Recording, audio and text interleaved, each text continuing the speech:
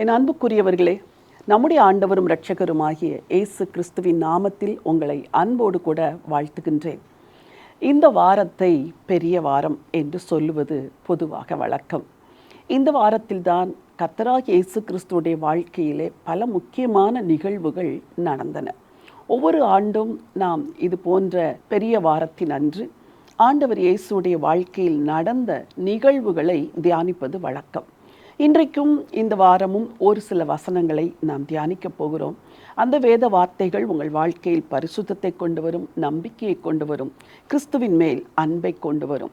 இன்றைக்கும் சகரியா தீர்க்கதரிசன புத்தகத்திலிருந்து ஒரு வசனத்தை உங்களுக்காக வாசிக்க விரும்புகிறேன். சகரியா தீர்க்கதரிசன புத்தகம் 11ஆம் அதிகாரம் 13வது வசனம். கர்த்தர் என்னை நோக்கி, அதை குயவனிடத்தில் எறிந்துவிடு என்றார். இதுவே நான் அவர்களால் மதிக்கப்பட்ட மேன்மையான மதிப்பு. நான் அந்த 30 வெள்ளிக்காசை எடுத்து அவைகளை குயவனுக்கென்று கர்த்தருடைய ஆலயத்திலே எறிந்து விட்டேன். இந்த வேத பகுதியானது கர்த்தராகிய இயேசு கிறிஸ்து 30 வெள்ளிக்காசுக்காக காட்டிக் கொடுக்கப்படுவார் என்பதை முன்னடையாளமாக சொன்ன ஒரு தீர்க்க தரிசன வார்த்தை. முந்தின வசனத்தையும் வாசிக்க விரும்புகிறேன். வசனம் 12. உங்கள் பார்வைக்கு நன்றாய் கண்டால் என் கூலியை தாருங்கள், இல்லாவிட்டால் இருக்கட்டும் என்று அவர்களோட சொன்னேன்.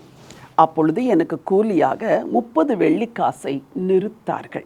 இந்த வேத பகுதி சகரியா வாழ்க்கையில் நடந்த ஒரு நிகழ்வை சொல்லுவது போல இருந்தாலும் இது இரட்சகராகிய இயேசு கிறிஸ்து 30 வெள்ளிக்காசுக்காக காட்டிக் கொடுக்கப்படுவார் என்பதற்கு முன்னடையாளமான ஒரு தீர்க்க தரிசன வார்த்தை. இந்த வசனம் துவங்கும் பொழுது, உங்கள் பார்வைக்கு நலமாய் கண்டால் எனக்கு அந்த வெள்ளியை கொடுங்கள், இல்லாவிட்டால் இருக்கட்டும் என்று சொல்வதை போல் இருக்கிறது. இதன் பொருள் என்ன? இந்த பணத்தை கேட்கிறவர்கள் இருமனதோடு கேட்கிறார்கள். உங்களுக்கு இஷ்டமானால் கொடுங்கள், இல்லை என்றால் வேண்டாம் என்பது போல. அப்படி என்றால் கொடுத்தால் வாங்கிக் கொள்வேன், கொடுக்கவில்லை என்றாலும் பரவாயில்லை என்பதை போல இந்த வேத பகுதி இருக்கிறது. யூதாஸ் ஆண்டவராகிய இயேசு கிறிஸ்துவை காட்டி கொடுக்கும் பொழுது அவனுடைய இருதயம் கட்டாயம் அவனை வாதித்திருக்கும். யூதாஸ், 3.5 ஆண்டுகள் உன்னை நம்பி பணப்பையை உன் கையில் கொடுத்திருந்தாரே, 3.5 ஆண்டுகள் அவரோடு அப்பம் புசித்தாய், அவரோடு கூட நீ தங்கினாய், அவரோடு கூட நடந்தாய், அவர் செய்த ஊழியங்களை எல்லாம் பார்த்தாய், அவர் உபதேசத்தை கேட்டாய், இதற்கும் பிறகா அந்த இரட்சகரை நீ காட்டி கொடுப்பாய் என்று அவனுடைய மனம் அவனை பாதித்திருக்கும். வசனம் சொல்கிறது, கொடுத்தால் கொடுங்கள், கொடுக்காவிட்டால் இருக்கட்டும்.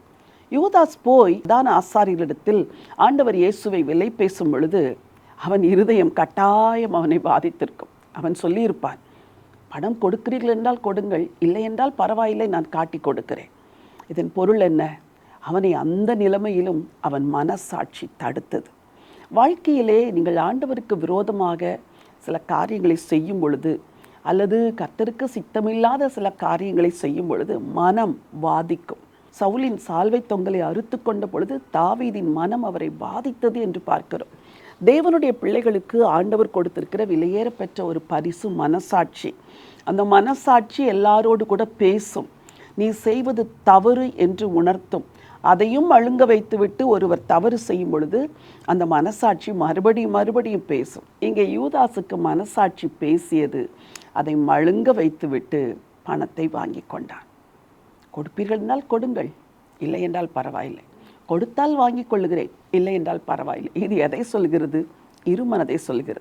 அவன் இருதயத்தில் இரட்சகரை காட்டி கொடுக்கிறோம் என்ற குற்ற உணர்வு இருந்த போதிலும் பிசாசானவன் உள்ளே புகுந்து விட்டபடியால் அவனை தடுக்கிறான். இல்லை இல்லை, நீ பணத்தை வாங்கிக்கொள் என்று அவனை தூண்டுகிறான். இப்படித்தான் அநேகருக்கு மாம்சத்தோடும் ஆவியோடும் தேவனோடும் பிசாசோடும் உள்ள போராட்டம் உள்ளத்திற்குள் நடக்கிறது.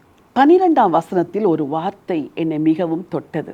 அப்பொழுது எனக்கு கூலியாக 30 வெள்ளிக்காசை நிறுத்தார்கள். அப்பொழுது எனக்கு கூலியாக 30 வெள்ளிக்காசை நிறுத்தார்கள்.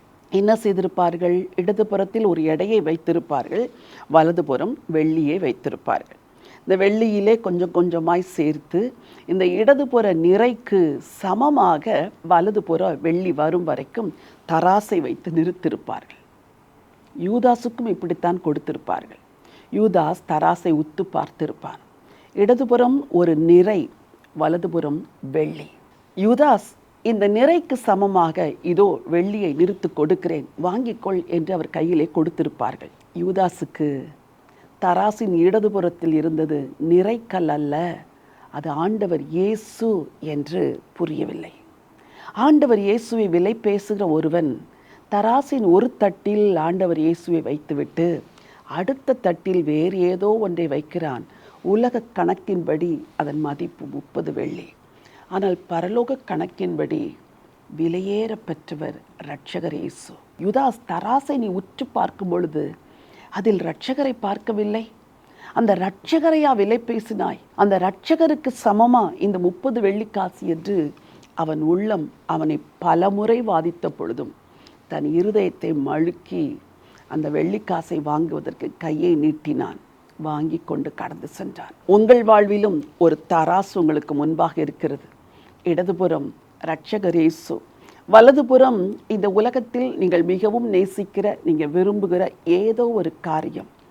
நீங்கள் இரட்சகர் இயேசுவை இந்த அழிந்து போகிற அற்பமான காரியத்திற்காக விலை பேசாதிருங்கள். இந்த உலகத்தின் காரியத்திற்காக இயேசுவை இழந்து விடாதிருங்கள். இயேசு விலையேறப்பட்டவர். அவருக்கு எதையுமே ஈடாக கொடுக்க முடியாது. யூதாஸ் இரட்சகரையும் இழந்தான், தன் வாழ்வையும் இழந்தான், நித்திய ஜீவனையும் இழந்தான். இரட்சகரை இழக்கிற எல்லாருமே நித்திய ஜீவனையும் இழந்து போவார்கள். என் அன்பு சகோதரனே, சகோதரியே, இரட்சகர் இயேசுவை இழந்து போகாதிருங்கள். 13வது வசனத்தை மீண்டும் வாசிக்கிறேன். கர்த்தர் என்னை நோக்கி அதை குயவனிடத்தில் எறிந்து விடு என்றார். இதுவே நான் அவர்களால் மதிக்கப்பட்ட மேன்மையான மதிப்பு. நான் அந்த 30 வெள்ளிக்காசை எடுத்து அவைகளை குயவனுக்கென்று கர்த்தருடைய ஆலயத்திலே எறிந்து விட்டேன். முதலாவது பேசியது யார்? சாத்தான். கொடுத்தால் வாங்கிக்கொள், கொடுக்காவிட்டால் இருக்கட்டும், கொடுத்தால் வாங்கிக்கொள், கர்த்தருக்கு சித்தமானால் அந்த பணத்தை வாங்கிக்கொள் என்று சாத்தான் தூண்டினான். இங்கே கர்த்தர் என்னை நோக்கி என்று சொல்லியிருக்கிறார். அதை குயவனிடத்தில் எரிந்து விடு என்று சொன்னதினால் தீர்க்கன் அதை கொண்டு தேவனுடைய ஆலயத்தில் எரிந்து விடுகிறார். அதை குயவனுக்கென்று கர்த்தருடைய ஆலயத்தில் எரிந்து விட்டேன் என்று வாசிக்கிறோம். எப்படி தீர்க்க தரிசன வசனங்கள் மெய்யாகவே நிறைவேறுகிறது. யூதாஸ் பணத்தை வாங்கின பிறகு, இரட்சகரை காட்டி கொடுத்த பிறகு அவனுடைய இருதயம் அவனை பாதிக்கிறது. என்ன செய்வதென்று தெரியவில்லை. இப்பொழுது கொண்டு பணத்தை கொடுத்தால் அவன் காட்டி கொடுத்தது இல்லை என்று ஆகிவிடுமா? காட்டி கொடுத்தது தானே. என் அன்பு சகோதரனே, சகோதரியே, கர்த்தர் உங்களோடு கூட ஒரு காரியத்தில் இதை செய்யாதே என்று திரும்ப திரும்ப பேசும் பொழுது நீங்கள் உங்கள் மனதை மழுக்கி அந்த காரியத்தை செய்து விடுவீர்கள் என்றால் செய்தது தான். இப்பொழுது மனம் வாதிக்கிறது. பணத்தை என்ன செய்வது என்று தெரியவில்லை. தேவாலயத்தில் கொண்டு எரிகிறான். அது சபிக்கப்பட்ட பணம் என்று சொல்லி அதை குயவனுடைய நிலத்தை வாங்கும்படி கொடுக்கிறார்கள். வேத வாக்கியம் நிறைவேறுகிறது. இன்றைக்கு உங்கள் வாழ்க்கையிலே எரிந்து விட வேண்டிய பல காரியங்கள் இருக்கிறது. அதில் ஒன்று, இதை செய், இரட்சகரை காட்டிக்கொடு, இரட்சகரை விட்டு தூரமாய் போகிற அந்த காரியத்துக்கு இணங்கு, இந்த தவறை செய், இந்த பாவத்தை செய் என்று உங்களை தூண்டுகிற அந்த தூண்டலை நீங்கள் எரிந்து விட வேண்டும். 2வது, அநீதத்தின் கூலி என்று வேதம் சொல்கிறது. யூதாஸ் அநீதத்தின் கூலியை வாங்கி அதை தேவாலயத்தில் எரிந்து விடுகிறான். அவன் மனம் திரும்ப வாய்ப்பை இழந்த பிறகு எரிந்து விடுகிறான். நீங்களோ மனம் திரும்ப வாய்ப்பு இருக்கும் பொழுதே சில காரியங்களை எரிந்து விட வேண்டும். சில உறவுகளை எரிந்து விட வேண்டும். சில தீய காரியங்களை, அநியாய வருமானத்தை நீங்கள் எரிந்து விடத்தான் வேண்டும். இன்றைக்கு கர்த்தர் உங்களுக்கு சொல்வது, காலம் இருக்கும் பொழுதே, மனம் திரும்ப உனக்கு நேரம் இருக்கும் பொழுதே அதை எரிந்து விடு என்று சொல்லுகிறார். எதை எரிய போகிறீர்கள்? இரட்சகரை காட்டி கொடுப்பது போன்ற ஒரு வாழ்க்கை உங்களுக்கு தேவையா? அதில் வருகிற லாபம் உங்களுக்கு தேவையா? இரட்சகர் இயேசு இல்லாத உறவுகள் உங்களுக்கு தேவையா? இன்றைக்கு எரிய வேண்டியவைகளை எரிந்து விடுங்கள். யூதாஸின் முடிவு பயங்கரம். ஆனால் உங்கள் முடிவு அப்படி இருக்கக்கூடாது. ஓடி வந்து விடுங்கள் ஆண்டவரிடத்தில். வாலிப பிள்ளைகளே, ஓடி வந்து விடுங்கள். நீங்கள் தவறினீர்கள், பரவாயில்லை. விழுந்தீர்கள், பரவாயில்லை. இப்பொழுதும் இரட்சகர் அழைக்கிறார். நீ அதை எரிந்து விட்டு வா மகனே, எரிந்து விட்டு வா மகளே. விட்டு விடுங்கள், ஓடி வந்து விடுங்கள், மீட்பை பெற்றுக்கொள்ளுங்கள், இயேசுவுக்காய் வாழுங்கள். இந்த புனித வாரத்தின் முதலாவது நாள் இதுவே உங்கள் தியானமாக இருக்கட்டும். ஜீவனுள்ள தேவனே, நல்ல ஆண்டவரே, எங்களுக்காக ஒரு இரட்சகர் சிலுவையில் ரத்தம் சிந்தி மரிப்பதற்கு தன்னை ஒப்பு கொடுத்திருக்க, அந்த இரட்சகர் இயேசுவை காட்டி கொடுப்பதை போல வாழுகிற ஒரு வாழ்க்கை உங்கள் பிள்ளைங்க யாருக்கும் வேண்டாம் ஆண்டவரே. இதெல்லாம் அவர்கள் வாழ்க்கையிலிருந்து எரிந்து விடப்பட வேண்டுமோ எல்லாவற்றையும் எரிந்து விடுவதற்கு, இரட்சகருக்காக எல்லாவற்றையும் விட்டு விட்டு இயேசுவை பின்பற்றுவதற்கு உங்கள் பிள்ளைங்களுக்கு உதவி செய்யுங்கப்பா. உடைய திருக்கரம் தாங்கி நடத்தட்டும். யூதாசை போல ஒருவரும் இருதயத்தை கடினப்படுத்தாதபடி வாழ உதவி செய்யுங்க. இயேசு ராஜாவின் மூலம் பிதாவே, ஆமென். ஆமென். பிரியமானவர்களே, யூதாசை போல உங்களில் ஒருவரும் கிருபையை இழந்து போகாதபடிக்கு காலம் இருக்கும் பொழுதே விட வேண்டியவைகளை விட்டு விடுங்கள், எரிய வேண்டியவைகளை எரிந்து விடுங்கள். இரட்சகர் இயேசுவுக்காக வாழ தீர்மானமிடுங்கள். இந்த நினைவோடு இந்த நாளை துவங்குங்கள். இந்த நாள் ஒரு வெற்றியின் நாள். God bless you.